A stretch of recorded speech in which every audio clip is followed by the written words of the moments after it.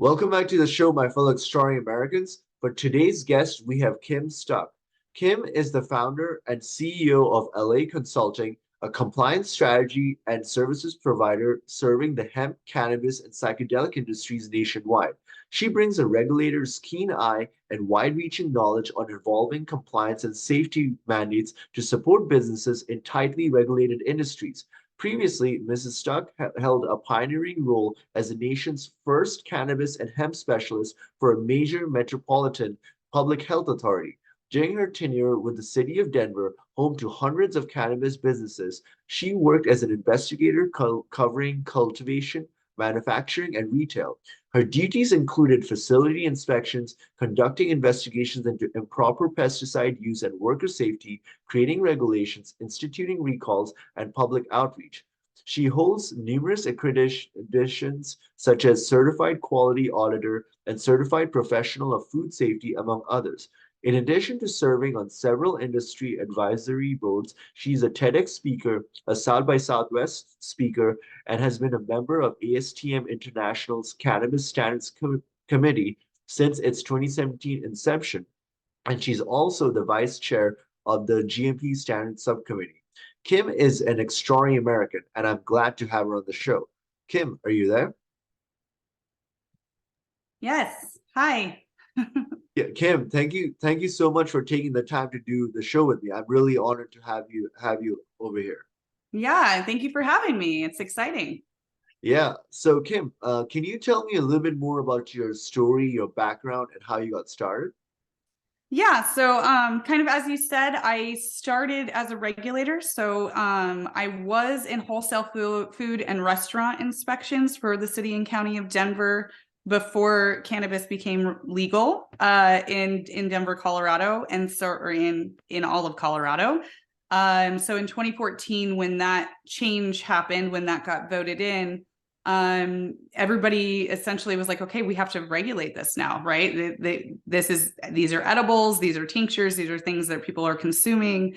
So the health department had to get involved, obviously. And so I was kind of the first person to be like, I would much rather do cannabis. I was kind of tired of the restaurant and wholesale food. I wanted something different. I wanted to change. I wanted to learn something new. And so I dove into that, and it was really crazy back then. It was a total Wild West in the beginning. People didn't really understand what being regulated looked like. People didn't really know what they were doing yet in the cannabis space, and it was a little crazy. So I learned a lot very quickly, and a little over 3 years later, I really fell in love with the industry. I'm a true believer of plant medicine. I, just loved the people that I was working with, and being a regulator, you really can't help them. You literally state the regulation, and then they have to be in compliance with that regulation, or I have to write them a ticket or fine them or dispose of their product, whatever it might be. And so you're not really allowed to guide them or solve their problems for them. And so I was in a hearing one time and with my boss, and I looked at my boss and I was like, hey, like, why can't we just tell them that to do this? Because it would be really easy if we could just do that. And she's like, no, liability. That's what a consultant is for. They need to hire a consultant. And I was like, So I went home and Googled like consultants in the cannabis space that deal with GMPs or FDA or OSHA, and there were none. So these people were just out there on their own trying to figure stuff out, very complicated things, types of compliances that you almost have to be an expert in to even understand. And so I was like, well, I should just be that consultant. And so I launched ALLAY Consulting in 2017. So we've been in business for a little over 6 years now. And and it's been really great. We love what we do. We love our clients. And now I get to solve problems instead of just be the bad guy all day long. So it's very fulfilling for sure. Wow, Kim. So one of the things I wanted to ask you is because like in on a national level, like there's so much polarizing opinions on cannabis. Mhm. Like there's some people that are really supportive, and there are others that where they think that this is actually a bad thing, like while the legalization is taking place. So can you tell me and the audience a little bit more about your opinion on what is the truth about this industry? Yeah, I think there's a lot of biases against the industry. We've definitely dealt with that a whole lot. Even, and on different levels, different politics come into play, right? The war on drugs was one of the craziest things that has ever happened to the United States, and especially with the way that it affected Black and Brown communities. It was almost just targeting them to be in trouble, right? And there's a lot of data on that. And so, there's a lot of the rhetoric, this is your brain on drugs during the, Nixon and all of that, that is still kind of in a lot of people's and a lot of generations' heads about cannabis, that it's a gateway drug, that if people are smoking cannabis, they're, in a month they'll be on heroin, right? And that's not really the case. And not only that, but cannabis has a lot of medical things that it can help with, right? We've seen a lot of studies that are more and more that are coming out with cancer patients and PTSD and anxiety and ADHD and, all of these things that it can help with. That it's becoming pretty overwhelmingly true that cannabis can help people rather than hurt people. And that's, I don't think that it would be becoming legal at the rate that it is if that weren't true. And, most states, it was really funny when Colorado legalized, every other state was like, well, we'll just see what happens in Colorado. And if the sky falls, and then we'll know not to legalize it here. And instead it, improved everything, right? Revenue went through the roof. We were able to build like 4 different schools with the tax revenue that we got. People were getting less DUIs. People, crime was going down because there's no more cartel delivering cannabis because you can just buy it at a dispensary, So it was really interesting how that happened. Teen use went down by like 40% because it was easier to find it on the street for a teen than it is to go to a dispensary and get it, because everything, you need an ID for everything. So that became more difficult. So a lot of really great things happened. And I think that that's the reason why more and more states, and even some of the more conservative states like Alabama, are really realizing, okay, this is not as bad as we thought it was, what it was. Because, and it's helpful to the economy, and right now, post-COVID world, I mean, we need that revenue for our government. I mean, it would be really, really, I don't know, it'd be really great if they would just legalize it federally, but some people will always have that bias, though. I think that that's just something that, everybody's going to have their own opinion, and some people won't, be able to handle that cannabis is not bad. But I think more and more, I mean, I even see it in like my parents and stuff, like, oh, this isn't so bad. This is actually doing some really good things. And that's what I'm hoping to do, and spread that good word. And with what we do, we are making sure that the companies we work for are making safe products, right? So the less and less recalls we have, the less and less, bad things that happen, because in wholesale food manufacturing, bad things happen too. There are recalls every day from allergens and contaminants. And it's normal part of making a product. But if we can minimize the amount of black eyes in the cannabis industry, then it'll also cut down on the biases against it as well. So that's kind of where our company is trying to help in the big picture, for sure. So Kim, one of the things that I wanted to ask you, right, like when I was looking at your bio is, so you know how like in 1849 they had the massive gold rush, all right, and then a lot of people were they looked for gold and everything, and it was like kind of like a crazy time. And so I feel like in the last decade when they legalized it in certain states, it was almost like kind of like a gold rush, but for cannabis, like for entrepreneurs that took hold of that opportunity, like there was a lot of money to be made. Oh, it was it similar? Is it like a similar analogy, or like what was the situation in the first few years when like from your perspective when Colorado finally legalized it? Yeah. So, I mean, we called it the green rush. So it definitely was that way in the beginning. You know, people were snatching up licenses and really trying to figure it out. And there were some people that got very wealthy in selling their companies early on. The companies that are in it now, the ones that are in for the long haul, that weren't in it to just make a quick buck, but wanted to like actually build a brand and a reputation and have something that's like long-term and substantial. There is a huge misconception that there is a lot of money in cannabis. It looks like it, but really most cannabis companies that I know of and that we work with are either operating at a loss or coming out around even. Most cannabis companies are not really, really profitable. They might be profitable, but they're not making millions and millions and millions a year because of the tax structure. And all of the compliances that they have to follow. So there's this thing called 280E where they can't write anything off for their company because they are not federally legal. Yeah. So they're running a company with all these overheads, buying facilities, payroll. They can't write any of that off. So they have to pay full taxes on everything, which is insane and incredibly hard to do as a business owner.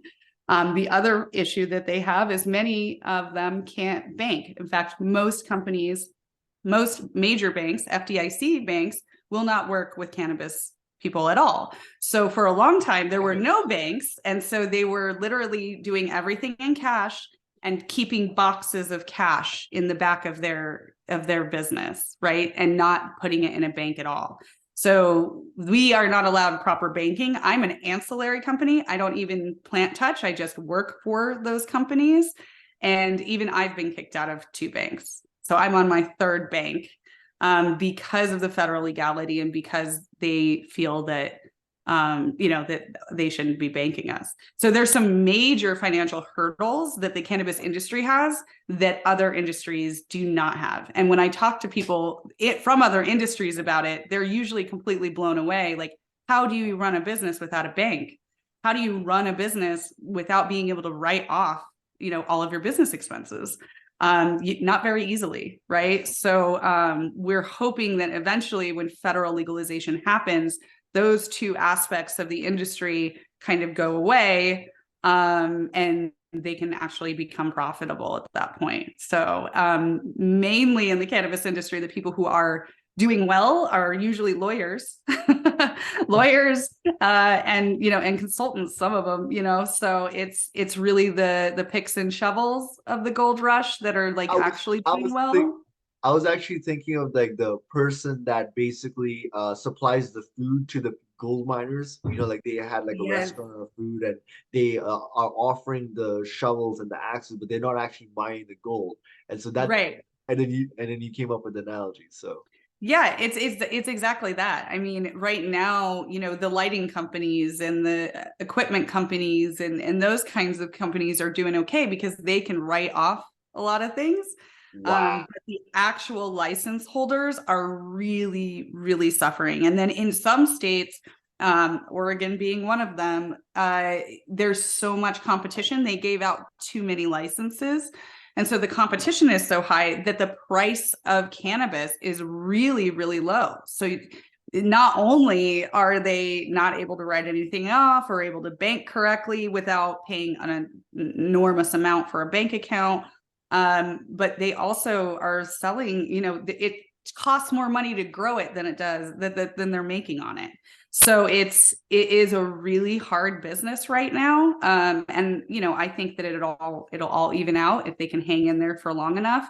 But there's a lot of companies that have thrown in the towel because it's almost impossible to run a cannabis business. It's very, very difficult. Wow. So basically, like, when the gold rush had happened back in 1849, a lot of the gold miners didn't even get rich. Like they came in by the opportunity, but the people that actually became rich were the ones that sold the axes and the shovels and then the food and everything like that. So you're telling me that the people with the equipment, the lawyers and the consultants, they're more likely to make money in this green rush then. Right now, yeah, I feel like that's the case. The license holders are really struggling. And that's, just because of the circumstances that they have right now. Fortunately, with the way economies work, some people will go out of business, it'll even out, and hopefully, prices of cannabis will start to increase again. And then on top of that, hopefully something with a Safe Banking Act will come through, or something like that to help with the 280E and the banking problem. But it's definitely an issue for sure.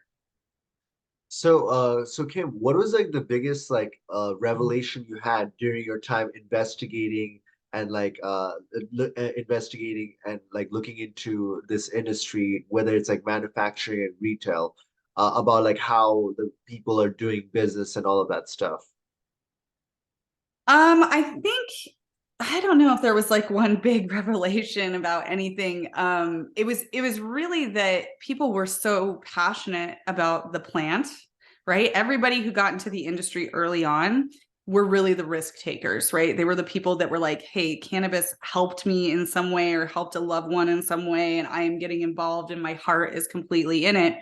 But that doesn't always make the best business owners, right? And if they've never owned a business before, or thought about, how businesses work or anything like that, you saw a lot of failures. And I think that was one of the biggest like shocks to me, was like, oh, they didn't really think about branding. They didn't think about, just structuring the company in a certain way, or, they'll have 6 partners, and then two partners are not agreeing with the rest of them, and I saw these really, really terrible business breakups. It was really, really interesting to me, how many companies fell apart really early on because they just didn't set their company up in a way that made sense.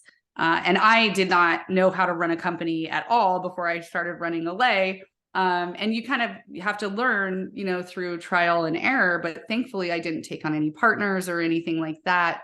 And so a lot of my issues were not as detrimental, but it was really rough because it was a lot of people that were very passionate about the thing and they wanted to do it and they had this dream, but the practicality of running a business had eluded them because they had never really thought about it before, had never run a business before, had never been regulated before. Many of these people, came from growing cannabis in their basement and selling it on the black market before they became business owners in a legitimate market. And so it was really hard for them to follow rules or understand why the rules existed or why they had to do these things. And it created just kind of perfect storms for people to not be able to make it. But the ones that did are thriving because they learned to roll with the punches and they figured out how to run a business, and now they're stronger than ever. But there was a lot of that, a lot of failures. We saw a lot of failures early on.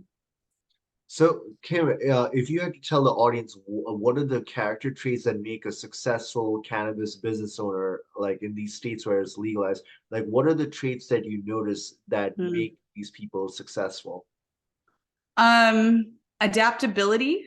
If you can adapt to situations, because the regulations in each state change really regularly. And so if you can't roll with the punches and figure out new ways of doing things pretty quickly, you probably won't be successful. And also professionalism. If you can be really professional, and kind to regulators and realize that they're really not out to get you, but this is just part of the system that has to be in place in order for this to be legal. Those are the kinds of people that do really well. People that can adapt and have like an air of professionalism where they understand like, okay, this is just the way the world is, and we've just got to figure out how to exist in it. And paying attention to legislation, right? If there is a bill that's up that's going to affect you negatively, you need to reach out and speak up and do public comment and be involved in order to stop that from happening. So there's a lot of different things in the industry that are helpful to have, but I feel like those are the things. It's like being involved, being able to roll with the punches, and just being a professional in general. So Kim, like for you personally, what was the biggest challenge you had to face while you were consulting all these people, and how did you go about overcoming it? Oh my gosh. I mean, we have hit a lot of road bumps in the journey of having this company. But I think that, you know, we really had to learn quickly that we were only going to work with clients that were really serious about compliance. There's a lot of companies out there that want to hire us just to tell people that they've hired us and like Wait, really? look like they're doing really well and doing these really great things. And then in actuality, they're not listening to us at all, right? Or they're doing illegal things and not responding to us and not really wanting to change the way that they're doing things. Our clients that we do work with are literally the best of the best in the industry, and people know it now. We've been around long enough that the clients that we work with are literally doing things that are not even required of them at this point, and trying to make the safest products and trying to be really good to their employees and have really great worker safety in place and that kind of thing. So if we ever sign a client that isn't receptive to us or doesn't really actually want to change or listen to us or do anything that's hard, then they're just not a good fit for us. And we usually move on from that client. And that was a really hard decision because turning down money is very hard to do.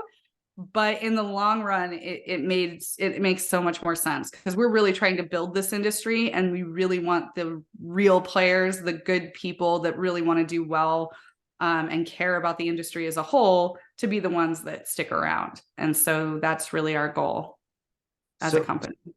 so Kim, like let's say there's somebody like from like one of the state like from any state where it's not legalized, and they go to like Colorado, and they're like, okay, I want to start a cannabis business, and I want to sell this stuff, but he or she has no idea how to go about doing that, and they come to you for advice. Like, how would you go about advising them to like make like a successful business?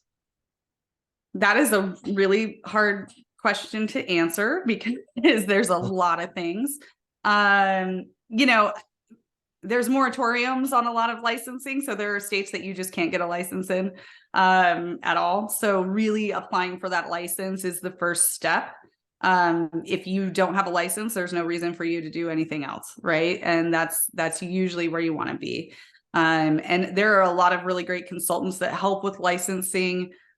We write SOPs for licenses, but we don't help with licensing beginning to end. That is a whole intricate, crazy process. And each state does it differently. So that's kind of the first step, is like you have to be able to get a license. We do help companies evaluate facilities to see if a facility will work with whatever product they're trying to make, or if they're trying to grow cultivation, have a cultivation, then there has to be certain things in place to be compliant with certain standards. And that's kind of where we would start, right? Is, okay, can you actually get a license in this place? And on top of that, do you have a facility that's going to work for what you're doing? And then we also have a lot of like financial partners, because financing in this space is really, really difficult. Most people won't give money to the cannabis industry because they think it's kind of risky. But we have entire financial institutions that work with our clients to find capital, because the overhead of owning a cannabis business is really, really high. Like, you need a lot of money up front to build a facility and build the brand and, buy all the plants and buy, everything. So it takes a whole lot. It is not a business for faint of heart. It is not a business that if you know nothing about cannabis, you should be getting into, honestly. So, I mean, yeah, it sounds pretty intense, especially with the fact that, like banks are not even gonna give money because of like federal regulations and everything.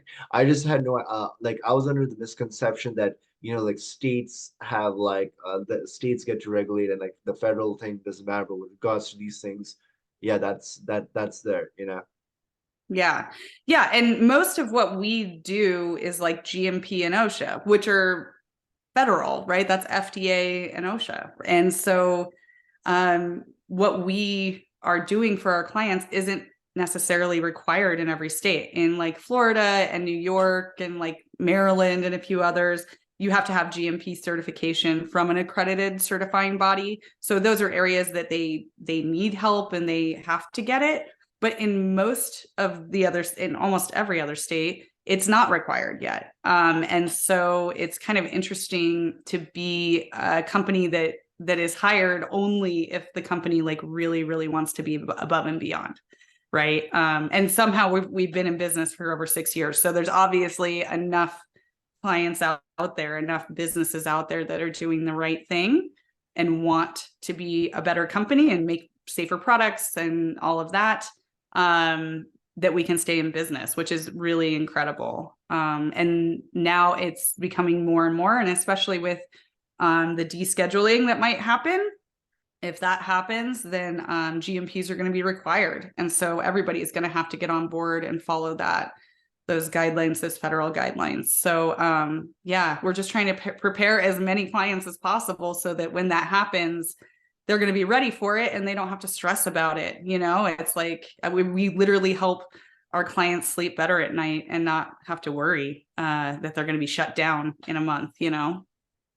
So Kim, if you could like go back in time, right? Like when you were like, let's say like a teenager or something, and you had all the knowledge that you know right now, and then you knew that you're gonna go into the cannabis industry, like and you could go back in time, what would you tell your younger self about the entire thing and like the journey and all of that? Or what advice would you give your younger self about it? Oh my gosh. I think I probably would tell myself to go to school for business because that was a really big hurdle for me because my degree is in human nutrition biochem. So I didn't get a lot of like sales experience. I didn't get a lot of business experience. But you don't necessarily need that. But I do sometimes wish that I had that kind of experience. Because I think it would have been a lot easier for me to start the business. Because I still to this day like have to phone friends and be like, hey, what are you doing about this, and this? And how do you set up a website? And how do you, all of that stuff that in the first couple of years was like very overwhelming, doing payroll and figuring out QuickBooks and doing invoicing and, all that stuff I had to figure out on my own. And I think that I would have told myself to take a couple business classes at least just to have some kind of baseline before starting a business. But now, now that I've been in it for so long, it's fine, but it probably would have made it a little less stressful. Yeah, a lot of people like that's what prevents them from starting their own businesses, right? Like they feel overwhelmed by like, okay, what do I have to do this, I have to do this, I have to do this. How am I going to go about doing that? And it's kind of like a lot of people don't take the jump in the first place. Right. Yeah. Well, it's intimidating. It's very intimidating to start a business, especially, for your first one. But anybody can do it. And I think everybody should do it. So I think it's great. Yeah, and Kim, like on a different note, right? Like I want to, so like because the green rush is so similar to the gold rush, it made me like think of like the American history of like the entrepreneurial spirit and how like it has like this entrepreneurial and innovative spirit and like it has this ability to take massive risks, like we as a people. And so like from your perspective, when you were like, because what you noticed was similar to like a gold rush, but it was like for cannabis. What is your perspective on the entrepreneurial spirit that you saw in a lot of these people that wanted to do start businesses in this regard? Well, it's really rare in our society that there is an entirely new industry that just emerges out of nowhere. That doesn't really happen very often. And so it was a really great opportunity for people who had never owned businesses or never, had the chance to achieve the American dream, if you will, to be able to do that, including myself. Like, 6 years in the cannabis industry is like 60 years. And, it's because it's so new that if you've been in it for as long as I have, which is actually almost 10 years, I'm like considered an OG, which is like crazy to me because I've really only been doing this, for a little while. But there are a lot of really great opportunities. A lot of people that maybe could have never owned businesses, especially social equity people.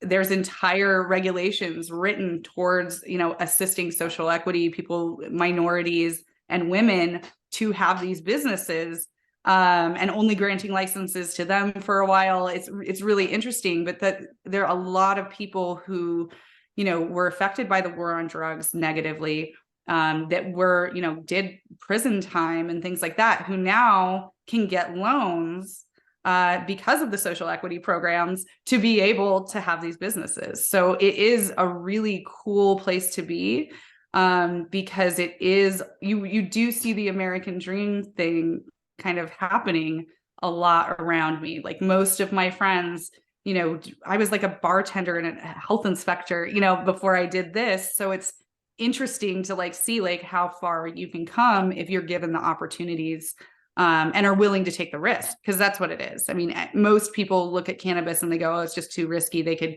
make it illegal tomorrow and then all of it goes away, which is true. They could, but it would be really dumb for them to do that. It wouldn't make a lot of sense because of all the revenue they are bringing in from a tax perspective.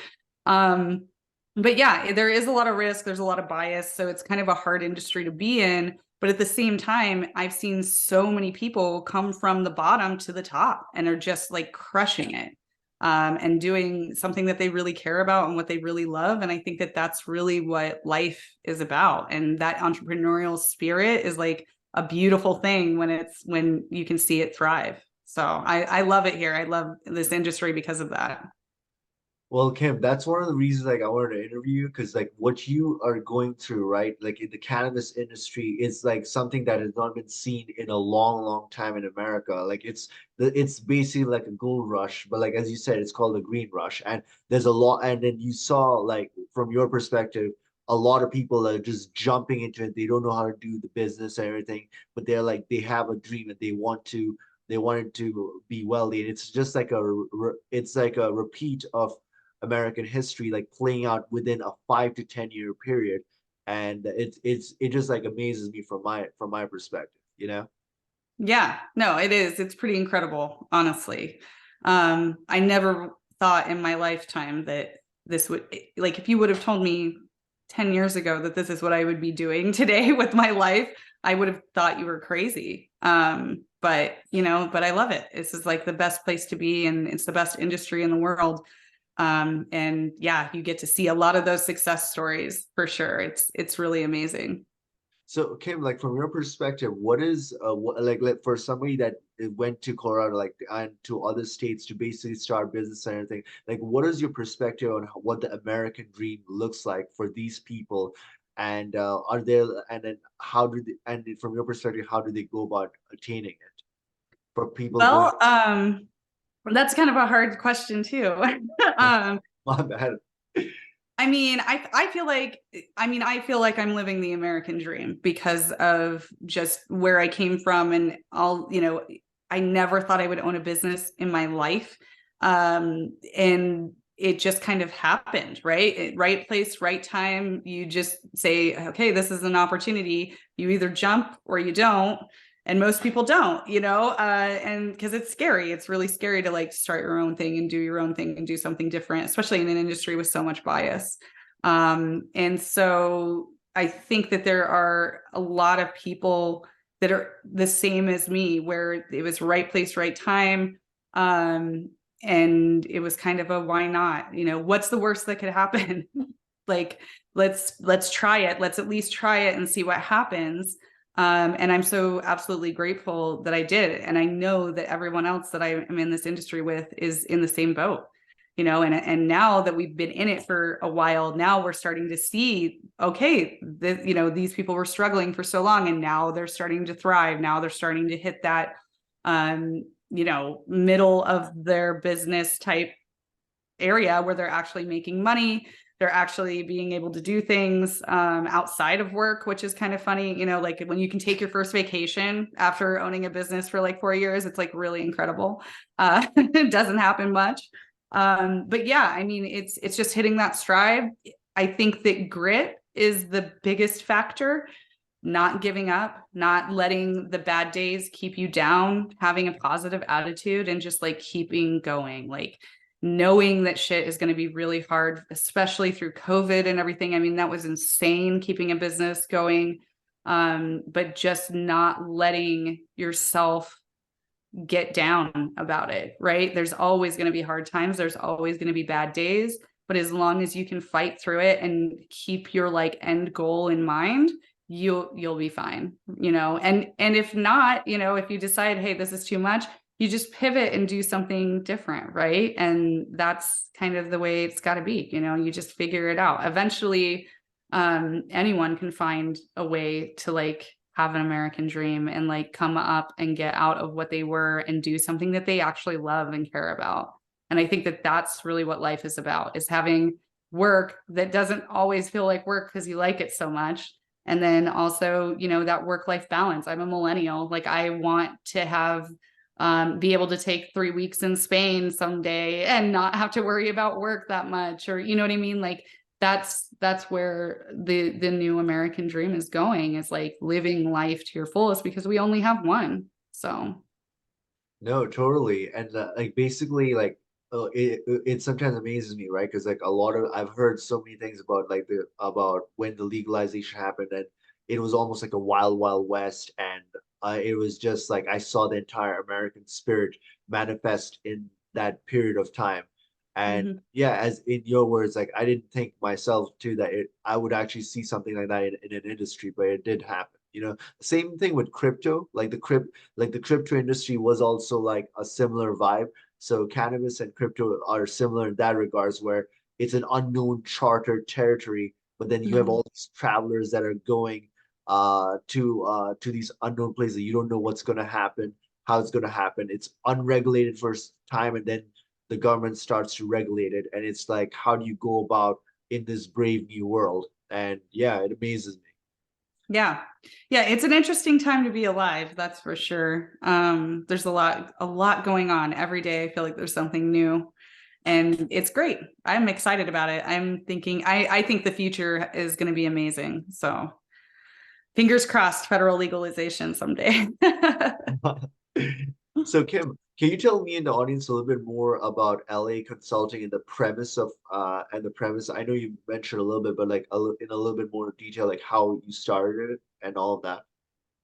Yeah. So, I mean, I pretty much told the story of just like I realized early when I was a regulator that being a regulator wasn't as helpful to the industry as I wanted it to be, unfortunately. And so, yeah, I took a leap of faith. I put in my, 2-week notice at my cush government job that was going to give me a pension and all of that fun stuff, and went out on my own instead. And it was really, it's just step by step, getting the LLC and writing the business plan and figuring it out. And thankfully, the overhead for my company was really low. It was like a laptop, because all of the things that I needed were in my head. And so I went out, and it was a lot of me going to a lot of happy hours, doing a lot of networking. And that really hasn't stopped since day one. You got to go out and like really promote yourself. I speak at a lot of conferences and things like that as well. That's kind of what my job is. When I went from like being a consultant to being the CEO, that was a really hard transition for me, because I really like working with clients and like doing the audits and helping and all of that. But it really didn't make sense for the growth of my company, for me to keep doing all of that. And so I delegate that now. All of my team takes on all of like the client work, and I do more of this kind of thing. I do the podcasts and webinars and social media, and I speak at conferences, and I do most of the sales calls and things like that. And that has been working really, really well for the company. As sad as it is that I don't work with clients every day, but it's, you got to kind of change, you got to roll with the punches, right? And if something isn't benefiting your company and it's hindering it, because, doing what I do takes a lot of time and effort. If I had clients on top of that, it would slow me down and make me less efficient, and less productive. So, you kind of have to look at it from that perspective. But yeah, I don't know. I mean, building a company is really interesting, and it changes every year. You have to kind of reevaluate, okay, is this the way we really want to be structured? Is this, is this how we want to run these meetings? Is this how we want our business cards to look? We just revamped our website and all of that fun stuff. So the good thing about being a small company and being the only owner is that if I don't like something, I can just change it. And that is a really powerful and wonderful thing for not only me, but my staff. If they come to me and they're like, this is an issue, this isn't efficient, I don't like how we're doing this, I'm like, cool, let's change it. We can change anything we want. We can do whatever we want. There are no rules in business. Like, you can do and structure things however you want to. And it took me a while to really realize that in the beginning. I really thought that there was like a certain formula you had to follow. And that really isn't the case. You can kind of do what you want. So it's freeing knowing that. And yeah, it's been a really great journey. I feel like I've grown a lot as a person in the last 6 years. And I feel like I understand things a whole lot more. But I love running a business. I should have been doing it for a lot longer than I have. And I love it. It's like the greatest thing that I've ever done. I don't know. That is awesome, Kim. Yeah, and it's amazing that you took a leap of faith and you got rid of the safety and then you went into this brave new world, and it's pretty intense. Like I'm seeing the American spirit and all of American history play out in your story. I mean, I think that that's what the American spirit's all about, right? Is like taking that risk and being like, you know what? I have a dream and I'm going to do it. And if it doesn't work out, it doesn't work out, but that's okay. I'm just going to do it anyway. And putting one foot in front of the other is usually all it takes. Honestly, it's that first step that's the hardest. So, I don't know. I encourage everyone to try to get out there and do something like this at least once in their life. I know it's hard, but I think everybody should try to run a business. It really teaches you a lot about yourself. No, totally. I agree. Um, Yeah. so so Kim, are there any projects that you're doing right now that you'd want any other projects that you'd want the audience to get a glimpse into? I have a couple of things going right now.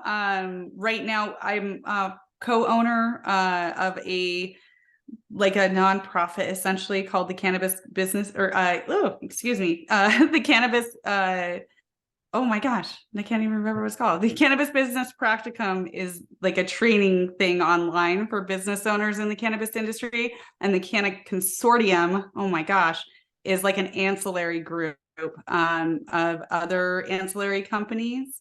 So I have a couple of different things going right now.